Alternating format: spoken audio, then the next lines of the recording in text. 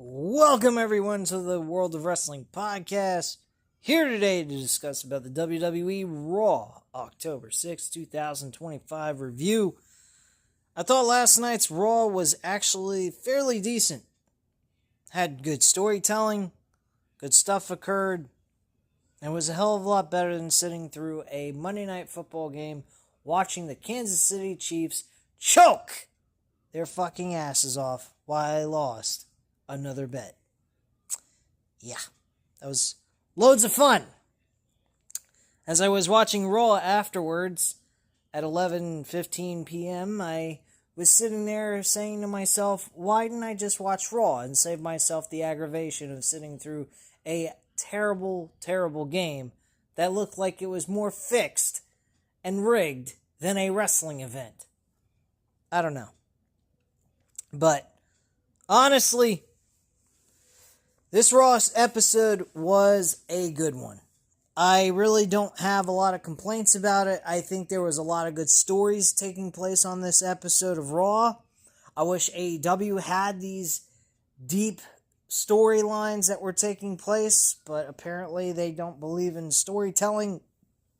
I had a wrestling fan, I commented on a video. Someone was talking about how they're tired and over watching WWE, and they felt that way ever since TKO bought them out.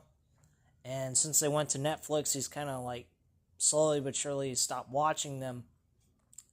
And someone was commenting, well, that's why I watch AEW, because AEW is the better product, and yada. I said, they ain't telling no stories over there, my friend.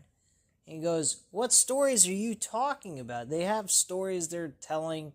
It's just not living up to your standards, and that's why you probably don't like the product. Maybe he's got a point there. But maybe my standards are a little bit more elevated and more of a, worthwhile spending your money type of level of storytelling. Instead of forking out $49.99 or now $39.99 on HBO Max, well, that saves you a whopping $10 while you're still paying $16.99 a month for their fucking subscription, may I add. So, I just don't see the point of saying that AEW is the better product. You could say that when they first started back in 2019, all the way up till, I'd say, about 2022, maybe 2023. 2023, they were kind of in their mid-portion of things. And by the time they took the title off of MJF, that was when everything went right down the fucking toilet. They still have great matches, don't get me wrong. Their work rate in the ring is absolutely entertaining as fuck. I love watching their pay-per-views. Their week-to-week televised shows, please spare me the bullshit. Who the fuck needs you? Wednesday nights are not needed, but this is my channel. I'm trying to grow. I am slowly growing. I've been on here since 2015. Yeah, it's been a very long fucking time. 10 years and only 528 subscribers. Totally get why you guys would say I probably suck at what I do. Understood. Taking full, responsibility of that, and that's because of inconsistency.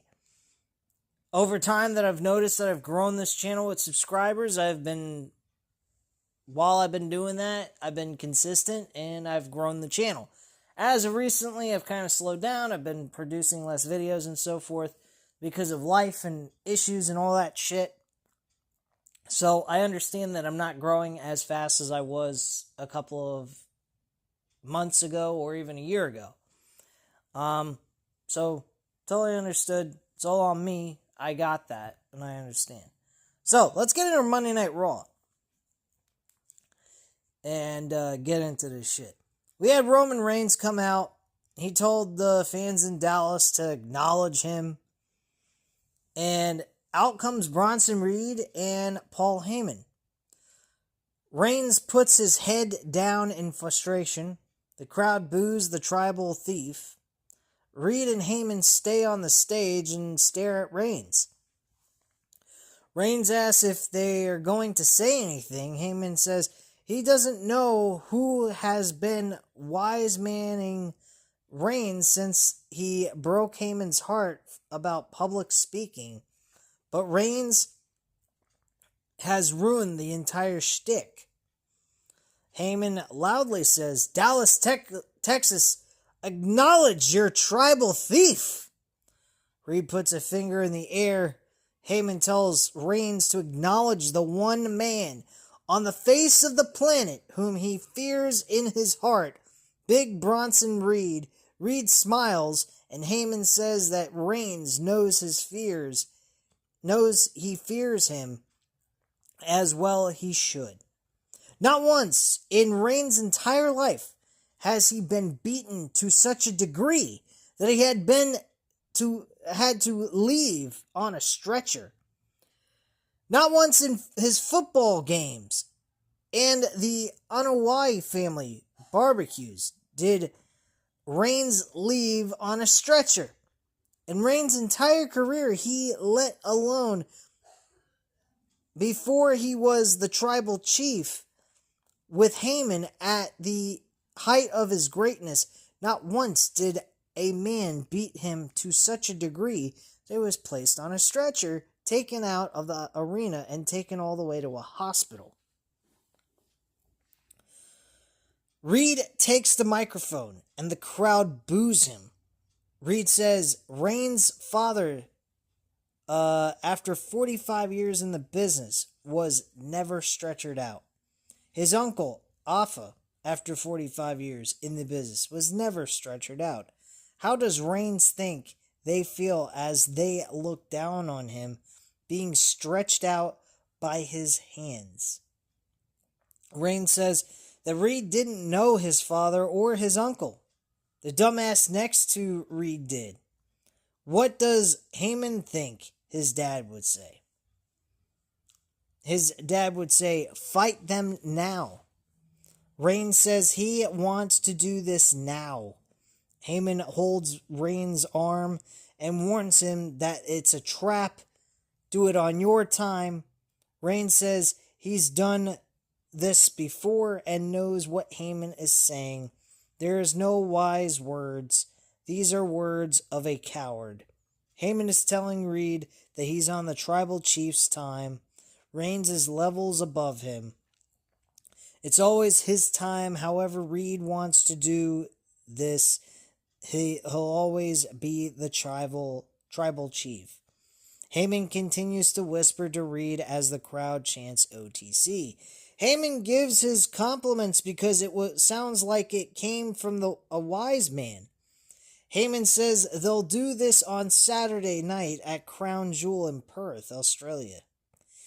It'll be a match that Reed has never been defeated in. Reed was so dominant in the match that WWE recruited him from Australia. This Saturday night, it'll be Bronson Reed versus Roman Reigns in an Australian street fight. Crowd isn't happy. Reigns sneers and says, too easy, I accept. Heyman and Reed go to leave, so Reigns says they walked in like tough guys but are leaving like bitches.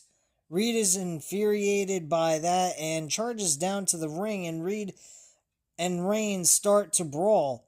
Reed quickly sends Reigns out of the ring. Reed goes outside to get him, but Reigns catches him with a Superman punch, knocking Reed over the barricade. Reigns starts to clear the commentary table, but security and WWE officials run down to stop him. Reigns gets around them and starts to brawl with Reed. Reigns is pulled away, but he breaks free and hits Reed with another Superman punch. Reed looks out on his feet, and Reed is held back as Reigns poses on the turnbuckles and points to the sky. Now, my thoughts on this match being a street fight, I'm not too keen on it. I hope that they lead this to another match, maybe an ambulance match. Maybe that's what they're going to book for as a Survivor Series event. That would be fine by me. But then again, Roman Reigns could be in the whatchamacallit match, the War Games match. That might be the possibility. But hey, if they decide to book this match in a ambulance match at Survivor Series, I'd be cool with that because that's an appropriate thing to do. It does match up to the name of Survivor Series because you're trying to survive from being sent to the hospital. It's to the point of near death, basically, is what they would have to do to put the other in a fucking ambulance. So, I mean, that would work. And I hope that's the direction they go with, or a stretcher match, something of that sort for Survivor Series. If they do that, great. Chances are it could lead to them both being in the War Games match, which is a strong possibility for all we know. I'm not sure. What I am sure of is if that is not the case, this street fight idea absolutely sucks. And I don't like it. I think that is a bogus and shitty way of leading to an elevated stipulation match, in my personal opinion. But hey, it's just my opinion. But yeah, Roman Reigns, Reed. I think Bronson Reed's got to walk away with the W in this one, especially being in his hometown and being a so-called the best, one of Bronson Reed's best matches he did in Australia when he was wrestling there, based on what WrestleView said. So, personally, my opinions, Bronson Reed wins the match. Next we had the arrivals of CM Punk, Io Sky, Roxanne Perez. They're going to battle each other one-on-one. Or no, Roxanne Perez faced Lyra Valkyria. But, yeah. Next segment, we had a backstage segment with Asuka yelling at Raw GM Adam Pearce. Asuka demanding a match with Kairi Sane and Io Sky. Pearce agrees and says he needs a drink. He's basically yelling at him. He's yelling over her, and she's driving him nuts. Just gives in to her and then says, I've had enough. I think I need a drink. I think Adam Pearce is probably an alcoholic from this job. It's a good thing that he doesn't have hair, because his hair would be gray as hell. But he probably pulled all of his hair out. But he was bald before he ever came to WWE, so it doesn't matter. Kairi Sane walks up to Asuka. Asuka tells her that she'll be battling Sky. Sane gets choked up and says she doesn't want to fight Sky because she thinks she can bring her back into the family. Asuka slaps her in the face and says the match is happening. Sane says she understands, and Asuka says she's a good girl and yells at her to follow her, and Sane looks broken. This segment was just absolutely fucking dreadful, and I was watching this in front of my wife, and I just was like, oh God, please, hon, don't say anything to me, how embarrassing this must be.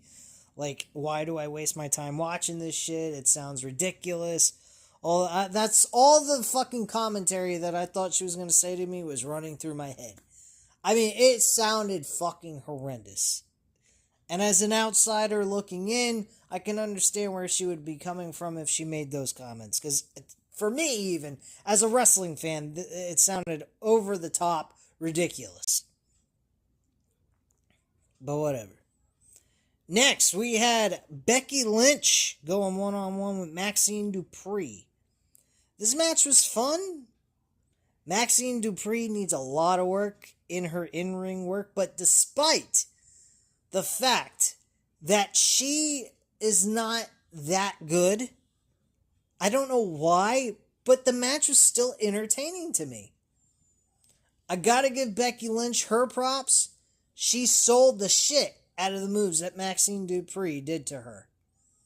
She did a fantastic job. She made Maxine Dupree look good, even though she wasn't exactly doing her job correctly when it came to executing the moves in the middle of the ring as good as she could have if she was better trained.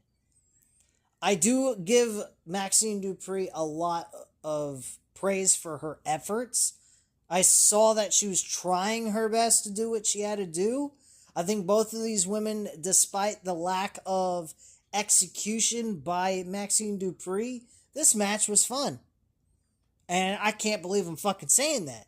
And I think it has a lot to do with the crowd reaction, because the crowd was fucking blown away by this match. And this match almost went 15 minutes. It was a good match.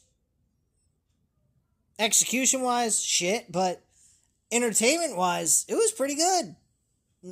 I can't believe I'm using the word poor execution with entertainment in the same sentence, but unfortunately, that happened. So, and the best part is, they told a story in this. Maxine Dupree coming very close to beating the Intercontinental Champion, a former multi-time women's champion, a woman that's been at the top of the hill for a very long time, for over 10 years almost. And she did some things in this match that were impressive to me. Becky Lynch selling what she sold for the execution moves that Maxine Dupree did, I think was excellent. I think it was fun. Maxine Dupree won the match, not by a pinfall, but by countout. Because Becky Lynch was too busy blabbering her mouth off, talking about how great she was on the outside of the ring. And the referee counted to 10, and she didn't notice Maxine Dupree got in the ring, and she got counted out. She lost. Shit's fucking hilarious. But it was funny. Later on the show, though, Becky Lynch is sitting there bitching to herself in front of Seth Rollins. And I've seen this happen multiple times since they've gotten together with this faction. And I'm wondering, when is Seth Rollins going to tell Becky Lynch to go hit the bricks? I'm done working with you. This business relationship is over. Our marriage is still going on, but this business relationship ain't working for me. See you at home, hon, whatever, babe. But I just couldn't deal with this shit. This was during the segment of Seth Rollins talking to Paul Heyman about what if he loses, which I'll get into later on once we get to it. But honestly, I couldn't deal with her fucking bitching and complain. The last couple of episodes I was able to watch, Becky Lynch sitting in the background, bitching and complaining herself with the camera panned on fucking Seth Rollins, while Seth Rollins is kind of sitting there thinking to himself, probably about what he's going to do, plans that he wants to execute, shit like that. And she's just sitting in the background bitching and complaining, I'm the best ever. ESPN, Sports Illustrated, everybody says I'm the best ever, the best women's wrestler of all time, and all that shit. Like, please, just shut the fuck up. Anyway, moving on. Roman Reigns is walking backstage when the Usos walk up to him, and Jimmy cannot believe they talked about uncles Alpha and Sika. Jimmy starts to say they're going to help, but Jey Uso interjects and says he has got Roman Reigns' back. And Reigns says Jey isn't holding things down. Who is speaking at the top of the hour? Jey says CM Punk is. Reigns says, Jey knows what he has to do and walks off. Reigns says to Jimmy that he sees everything. Why is it a problem that for Jey to take advice from him? Now, we got Roman Reigns portraying a babyface out there in the ring, being straight up, not having to cheat, all these things. And yet backstage, when he's interacting with his cousins, the Usos, he's coming across like the Roman Reigns of old, back in the COVID-19 era. And back in the early 2000s. Like, I'm confused. I thought you were a babyface, not a heel. This shit's starting to come across to me like Roman Reigns is becoming a heel again. Even though he's facing a heel, and portraying a baby face out in public. Or out in the ring, I should say. Very weird. Very interesting where they're going to go with this. It's a bit confusing, but they can turn this into a positive. But I'm telling you what, this shit could get real negative, really negative, if they don't come up with a proper game plan to execute this story out. Because it could turn into a great story, and it could also turn into a really terrible story that goes absolutely fucking nowhere. Now, I'm going to put my trust in Triple H with this one. Once he seems to have an intriguing story going on, he doesn't seem to just drop the ball and, go ahead and say, fuck it, I don't care anymore, I'm done. And let it just fizzle out. He usually comes to the conclusion of the story. Now, some people might say, well, what about his deal with the whole situation with The Rock, John Cena? That was Rock's situation in fucking that story up, because Triple H had the best idea possibly ever with that. I think Triple H had all the intentions of including The Rock, but The Rock chose not to, since it wasn't what he wanted, which was Cody becoming a heel. Which technically, based on what everything was going on with Kevin Owens and all, that would have made sense. But at the same time, you got a situation currently going on right now where Cody Rhodes' merchandise sales are through the fucking roof. So turning him heel probably wouldn't have been the best timing. But him becoming one at some point, absolutely. I can't wait to see that happen. When the time is right for that, I don't know. But currently right now, he's thriving as a babyface. People are still cheering for him. They're not booing him out of the building. Only in certain points and times are they booing him. But it's not to the extent of consistent booing where they don't want him as the leader of the WWE. And currently right now, Seth Rollins and Cody Rhodes are the two top guys in this business right now in WWE. I see them as the top guys. One's the heel, one's the babyface. And I think they play off of each other very well. I think their matches overall have been fantastic throughout 2022. And I think this match is at Crown Jewel is going to be no different. This is probably going to be the best match they've ever had. Because they are both hitting on all cylinders. Cody a little bit more kind of like mid, I'd say. But he's still at the top of the helm when it comes to the top name in the WWE at this point. But that's just my viewpoint on that. Alright, continuing on from the segment with Roman Reigns and the Usos, we move on to Lyra Valkyria warming up backstage in Gorilla.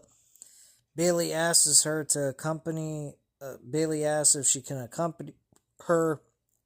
Bayley is in a very chippery mood, having a bipolar problem going on inside of her little fucking crazy ass head. And Valkyria agrees to let Bayley come to the ring with her. She was hesitant, but agreed to it anyway. Lyra, Valkyria, and Bayley make their entrance, and Valkyria will battle Roxanne Perez next. Lyra, Valkyria, and Roxanne Perez was an okay match. The match did end with Roxanne Perez picking up the W. Bayley encouraged Lyra Valkyria for them both to go after Roxanne Perez and Raquel Rodriguez. And they eventually leading up through the show, that's exactly what they do. They end up beating up Roxanne Perez and Raquel Rodriguez backstage in a vicious fashion, may I add.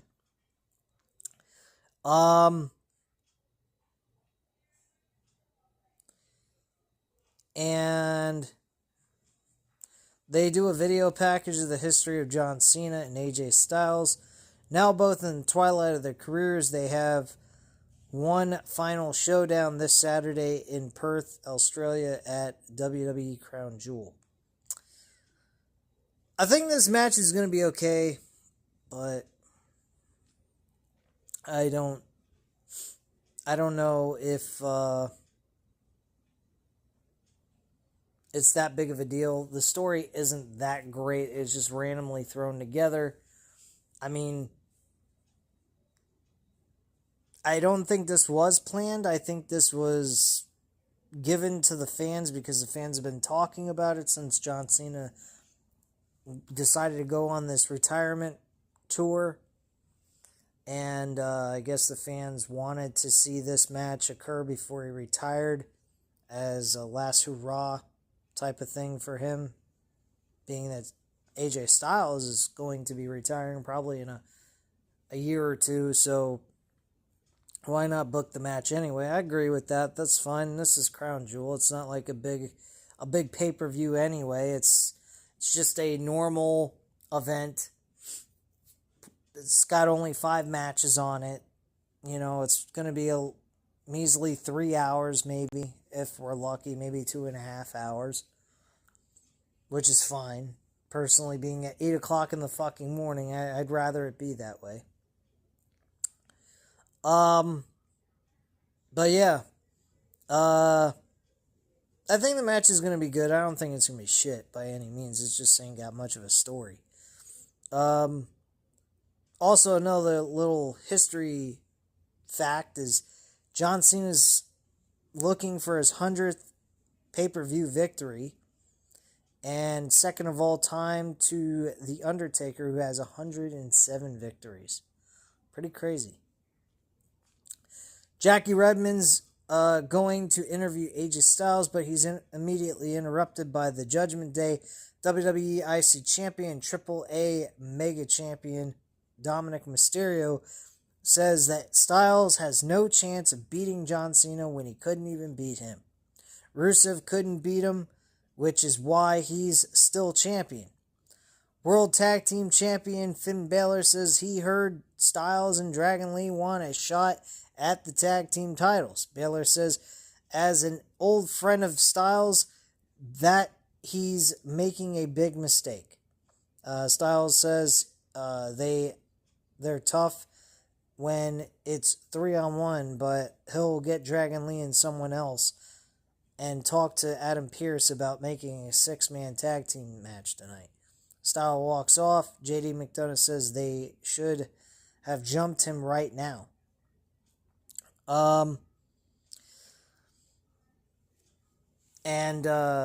Dominic Mysterio looked all cocky and confident, and I gotta admit, he definitely looks good with 2 belts on him, man, with the AAA Mega Championship and the IC title, man. He's looking pretty good. Stocking up on that gold, man. He's starting to catch up to Mercedes Moné. God help us. I hope that's not what happens. Shit. I would not want to see another wrestler like Mercedes Moné collecting championship belts from other promotions. That would be ridiculous. Especially ones that don't mean jack shit. So CM Punk comes out. He's going to cut his promo next. As well as you see Punk walking, there's an image in the background of Rusev and Adam Pearce having a disagreement, an argument. I wonder what that was about. I didn't watch last week's Raw, so if you guys are wondering, I didn't watch it, so that's the reason why I don't know what was going on. Maybe something happened with Rusev and Dominic Mysterio in that match, and Rusev got screwed, and Dominic got very lucky. Something like that, I'd imagine. Probably one of the Americanos, El Grande Americanos, came out and helped Dominic win the match. So we had Penta walking backstage when AJ Styles and Dragon Lee walk up to him, and AJ Styles says he heard Penta is going after the IC Championship. He should team with them tonight and get his hands on Dominic Mysterio. They're interrupted by a ruckus. Bayley and Lyra Valkyria are viciously attacking Roxanne Perez and Raquel Rodriguez. WWE officials break them up, and Raw GM Adam Pearce nearly blows his gasket screaming for order. This poor guy's gonna fucking have a stroke at some point.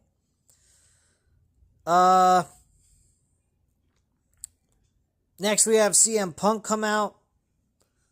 Punk asks, is it great to be alive on a Monday night in Dallas, Texas, or what? Punk says the crowd is loud and likes to sing. Punk starts to sing deep in the heart of Texas, and the crowd finishes it.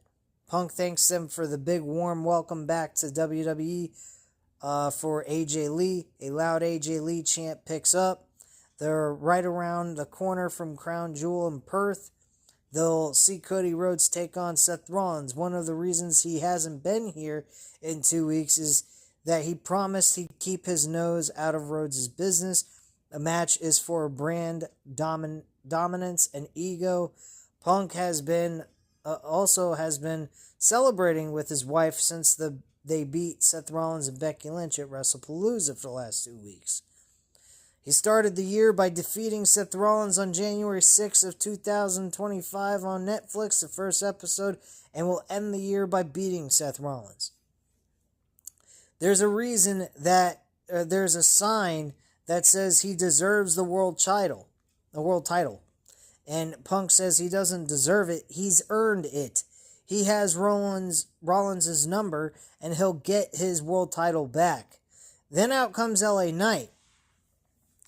Knight says, let me talk to you. Punk says Knight is interrupting him, and Knight says he came in and blew the doors off the place, but he hasn't gotten what he deserves. Knight says Punk has said some things he agrees with, but he does want to point out some omissions. Punk is the creator and owner of the pipe bomb. Sorry, I almost sneezed. But lately, he's only known as a husband. The world wants and needs love, but as a champion, Punk is trash. Thought this was funny. He also said being a good husband is a good thing. He complimented him for that, but as a champion, as of late, he's been shit. And Punk was champion for 5 minutes at SummerSlam. At SummerSlam, Rollins pinned Punk. At Clash in Paris, Rollins pinned Punk. Knight asks if Punk knows who's never been pinned by Rollins. And Punk says, probably the guy who's never been the world champion. That was fucking hilarious. Nice comeback. Crowd gasps, and Knight says he's telling Punk that the line to Rollins starts with him, and Knight has pinned Rollins and will do it again to win the World Heavyweight Championship. Then Jey Uso comes out. This is to take the words of Roman Reigns and what he was telling him to do and executing on it. Comes down the aisle rather than through the crowd. Uso gets in the ring and says he's going to stop Knight because he's thinking clearly. Uso says he's the one who never got his rematch with the World Heavyweight Championship. Uso is up next for the World Championship. Knight says he had his title and lost it. Uso had his title and lost it. It is Knight's time. Uso thinks he lost the title because he's not Roman enough. But he should carve his own path. Uso should focus on tag team titles. After last week, he should stop sucking at being a tag team partner. Oh, God. Jimmy comes out. Jay tries to super kick Knight down. As Jimmy gets in the ring, Punk says he's assuming he's cool with the Usos. And Punk understands that Jay's passion, but he'll have to get in the back of the line for the World Heavyweight Championship. Jay says that Knight had a point and should focus on being a tag team partner. Punk likes Jey Uso, but he doesn't like the little Roman Reigns. That was a nice little stinger there. Took that personally. Jay goes after Punk, but Jimmy holds him back, and Jay whiffs on a super kick so that Punk punches him down. Punk tells Jay to stay out of his business. Jimmy then super kicks Punk down and helps his brother to his feet, and the Usos walk off together. So, more confusion, good storytelling, with a lot of questions without answers. I guess you could say those are cliffhangers to say, hey, tune in next week. You might find some more interesting stuff unfold. Hopefully they do. Next, we get Io Sky doing a video package. Says what's happened between her and Asuka isn't really Rhea Ripley's fault. It's Asuka's. Sky owes Asuka everything. She was a big sister. Sky wanted to be like her, but her jealousy ruined everything. Asuka was one of the reasons she became a champion, but not the only reason. Ripley was right. Asuka only wants what's best for her. A real family member wouldn't tell her to be friends with, or who to be friends with. I mean, unless they're not a good friend, and then they have a right to say something about it. But yeah, to be telling people who to be friends with, unless there's a legitimate reason not to be friends with them, is the only reason why you should say anything as a family member. A real family member wouldn't take credit for what she has accomplished. They are not family anymore. Sky is starting to find out who she is. At Crown Jewel, Asuka will find out she's not ready for Io. Liked it. Nice touch. Next, we had Io Sky and Kairi Sane's match come up next. Io Sky ends up winning this matchup, I believe. Oh, no. Kairi Sane won the match. Excuse me. Asuka holds Zane's arm for leverage to pick up the win, and that's how she picks up the victory. Asuka attacks Sky from behind and holds her up for Zane to hit a spinning back fist. Zane is crying. Asuka holds Sky up as Zane hits an insane elbow and the Kabuki Warriors pose, but it's clear that Zane is not on the same page as Asuka.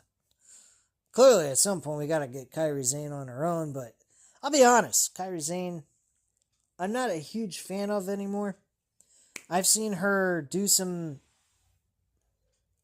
injure some people in some of her matches. Now, granted, in this match, there was no injury occurred, thankfully, but I'm not a huge fan of Kairi Sane anymore. NXT version of Kairi Sane, huge fan. I think she was very successful. In the WWE main roster, no, not so much. Next, we had a part 2 of Cody Rhodes versus Seth Rollins build. Rollins sacrificed so much to help Rhodes stop Roman Reigns, but less than 6 months after ridding WWE of Reigns, Rhodes let him back in. Rollins doesn't think Rhodes deserves to be the company's leader anymore. Especially the fact that after Rollins, and this was a great explanation as to why Rollins is not friends with Cody Rhodes anymore. He's not a fan of his. And he's not someone he looks at as someone to respect. He went ahead and helped him win the WWE Undisputed title. And then that same year, in October of last year, he went ahead and became allies to Roman Reigns.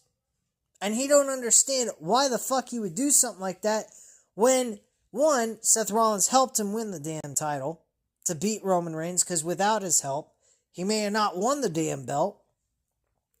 Everyone that Roman faced, they had to cheat to win or have backup to help them win the match, because he always had backup on his side of things.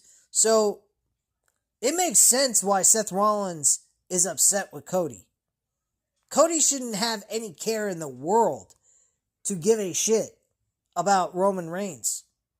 I mean, we're seeing Roman Reigns slowly but surely starting to become the heel Roman Reigns based on what we're seeing in the last couple episodes. He's transforming Jey Uso back into this mean, angry guy who needs to prove something. I mean, granted, I'm liking this version of Jey Uso. It's an evolved version of Jey Uso. So if they decided to go for a world championship run for a second time, I wouldn't be opposed against it. I'd be perfectly fine, because this is a different Uso, Jey Uso, that we weren't seeing in his original run as world champion. And personally, I like this version of Jey Uso. He is more vile, he is fucking mean, and technically he could still end up being a babyface just with a meaner, tougher attitude. And I would appreciate that a lot more than these smile-go-lucky baby faces, which need to stop, honestly.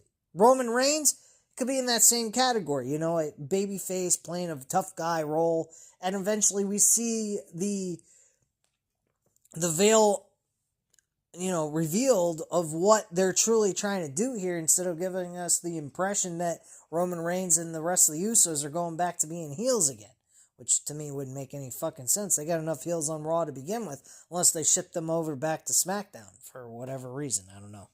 But yeah. Liking Jey Uso. And I'm liking the storyline they're building.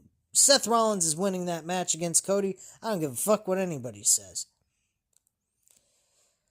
Next, we got Becky Lynch backstage, pacing and talking about her loss to Maxine Dupree, yada, yada, yada. I already got into this. Then the World Heavyweight Champion Seth Rollins and Paul Heyman are ignoring her. Rollins is getting his watch, or setting his watch, and Lynch walks off. Rollins then talks to Paul Heyman and Rollins says he has to win on Saturday. Heyman says he will. Rollins asks, but what if I don't? And this is a good reason to think this way. He has never beaten Cody Rhodes. He's thought he was going to beat him in all these matches, and he couldn't beat him.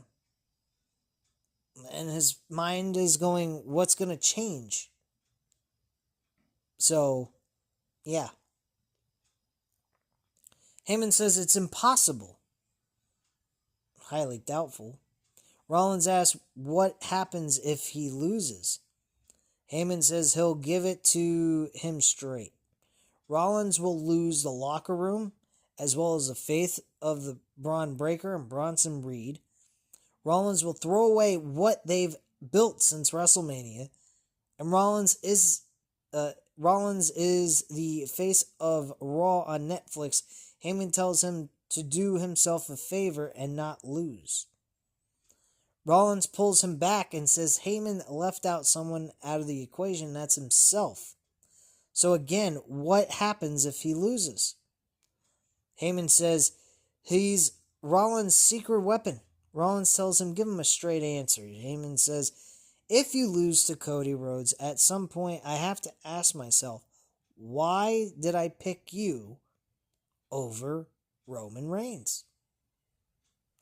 And that, my friends, is reverse psychology, and it lights a fire on Rollins' ass. So Rollins will not be losing to Cody Rhodes at Crown Jewel. Rollins will be defeating Cody Rhodes in a bar burner match and finally get a W. Does he get the W clean? I don't know. I'd be satisfied with Rollins winning this match clean a lot more than him having an outside interference type of thing to help him get the advantage to get the W. I would be more towards the idea of him winning this match clean. He has to. He doesn't need to win this match cheating. He's had multiple times where he came close to winning. They need to just have him win clean. They have the creative ability to do so. This isn't like an actual thing. It's predetermined wrestling. So just fucking book the match to have him win clean. Simple as that. Now, if you want to, after the match, include a new member of the Vision, go ahead. I don't care. But at least have the match be clean, where Rollins can say, I beat Cody Rhodes cleanly after 4 attempts. Just my thought. But anyway. Next, Jey Uso is fired up with Roman Reigns and Jimmy Uso. Jey asks why his brother helped him. He's trying to get the World Heavyweight Championship, but now he's in a tag match. Is Jimmy protecting CM Punk? Jey says Jimmy better pick his side. Jey walks off. Jimmy says he sees Reigns pulling his strings and messing with Jey's head. Jimmy isn't like Reigns. Jey is nothing like Reigns. Reigns looks flabbergasted, and Reigns knows Jimmy isn't hearing him, but he needs to listen. When his brother won that World Heavyweight Championship, he became more like Reigns and less like Jimmy. If Jimmy wants to help his brother, sometimes he needs to get out of his way. And Reigns walks off and Jimmy throws his hat down. I really hope that this storyline is building towards Jimmy getting a breakout with his career. Because if it's not, what's the point of Jimmy even being there outside of being a sidekick? A fucking supporting role. This man needs to get some push on this show. He was a sidekick to Solo Sikoa, or not Solo Sikoa, Jacob Fatu, for a little while. Now he's back with his brother, doing the same thing, supporting him, backing him up, so on and so forth. But we're not getting any progression for Jimmy. I think it's time that they put their creative juices towards Jimmy. Give him a push of some kind. I don't care if it's for the IC Championship, which I would be totally fine with him beating Dominic Mysterio for the IC Championship. Fucking give me the damn match. I think that match will probably hit. I think people will enjoy that match. As a mid-card match, no less, but still, I think that match would sell on a pay-per-view card. I think people would be very surprised how well those two probably could gel together. I really do. I think that those two would have a good match. But that's just my viewpoint on that. Next, we had a 6-man tag team match with Penta, Dragon Lee, and AJ Styles against the Judgment Day of Dominic Mysterio, JD McDonough, and Finn Balor. This match was fairly decent. JD McDonough, of course, ate the L. Ate the W. He wishes he could eat W's. He's not. He's eating L's. And Styles gets the victory. Styles grabs a microphone and stands on the commentary table. This match at Crown Jewel against John Cena doesn't need a story. It writes itself. They will dance for the last time and leave it all in the ring. It will kick ass. That was AJ Styles' responses to the criticism of the storyline build they had behind this to actually make this match actually take place. So, I believe, then we get to the backstage segment before the main event. LA Knight is warming up when CM Punk comes up to him, and Punk says he doesn't want this match because it doesn't get him closer to the World Heavyweight title. Knight says neither of them want this match, but they've got to do it. Knight tells Punk not to get pinned and walks off. So the main event takes place. Jimmy and Jay go team up against LA Knight, CM Punk. Match was fair, I guess. CM Punk connects with the GTS on Jimmy. I believe it's Jay actually. Hits Jay with the GTS, and then Knight tags himself in and covers Jay for the pinfall. Punk's not happy about it. LA Knight backs up through the aisleway and stares at a furious CM Punk while he smiles as he leaves the ring. And that's how the show goes off the air. I think the main event could have been saved for like the middle portion of the show. Honestly, I did not feel like this match really hit the spot to close the show as well as it should have. Just a very generic, straightforward type of thing. Nothing special happened here. I think the show overall, though, despite the last match, was a fun show. Very well put together. The show flowed very well. That's another positive that this show had last night compared to what it's had in the past this year. And I think the show really hit the spot. I think they did a fantastic job creatively. And I hope we continue to see more of these storylines develop and get better and better as we move along through these upcoming weeks.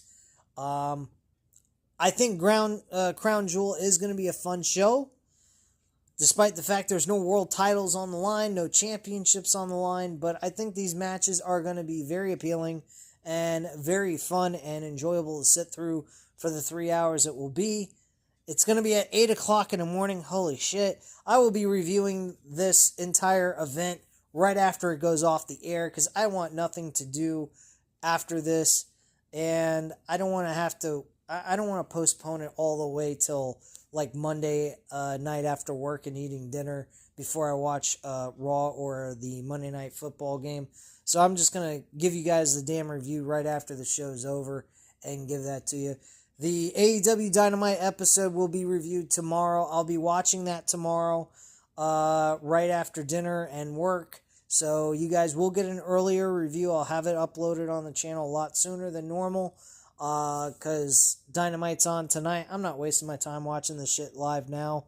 I will go ahead and find other things that entertain me to do than sit through 2 hours of boredom of AEW. I missed AEW last week. Thank God.